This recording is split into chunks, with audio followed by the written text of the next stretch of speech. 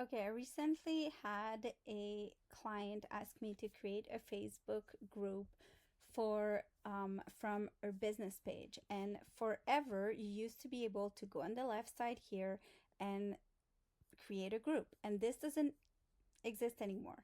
So then I was like, oh, I must be hiding here into groups. And if you go here, then you see your groups, but you cannot like create one. You can go into your groups, but you cannot really like create a new one. So where did it go?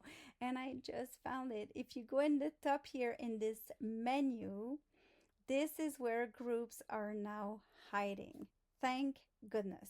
So if you go here into groups, all of a sudden, here we go. You have discover and you have create new group. So this is where they're hiding.